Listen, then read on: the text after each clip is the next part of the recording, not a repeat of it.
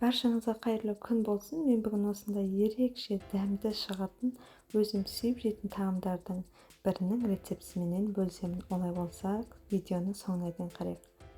Ол үшін алдымен пияз, картоп, болгар бұрышы, сәбізді ірі-ірі етіп турап аламыз. Пиязымыздың барынша көбірек болғаны жақсы, өйткені сөлім болып, бөліп, өте дәмді болатын болады. Және видеодағыдай цветная капуста, брокколи, чеснок және қызанағымызды да ірі-ірі етіп турап алатын боламыз. Цветная капуста және брокколиді қатты майдалап жібермейміз, өйткені ол тез пісетіндіктен 2-3-ге бөліп қана қоямыз.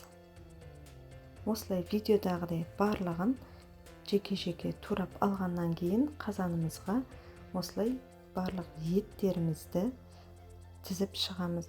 Етіміз барынша жас болғаны жақсы, өйткені бізде әдемі жақсы болып пісіп шығады. Етіміздің үстінен пияз және қызанағымызды және сәбізімізді тізіп, үстінен куркума, тұз және базилигімізді сеуіп шығамыз. Дәмдеуіштер жағын өзіңіздің қалаған дәмдеуіштеріңізді сепсеңіздер болады. Оның үстінен ұсақтап туралған сарымсақ, картоп, болгар бұрышын, пиязымызды осылай үстінен тізіп шығып, тағы да түсіп шығатын боламыз. Қаттырақ болған көкөністерді қазанның асты жағына қоямыз. Үстінен және брокколи және цветная капустамыздың барлығын салып, түсіп, ең баяу отта 2-2,5 сағатқа ешқандай қақпағын ашпастан, қозғамастан бұқтырып қоямыз. Менде тура 2 сағат өтті.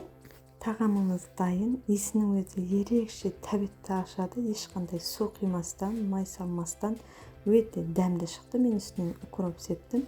Еті толықтай піскен, өзінің сөлін жақсы бөлген, өте сулы, ешқандай құрғақ емес, бүкіл витаминді өзіне сақтап қалған, ешқандай ауырлық туғызбайды. Міндетті түрде жасап көріңіздер, сіздерге міндетті түрде ұнайтын болады. Олай болса, сау болыңыздар.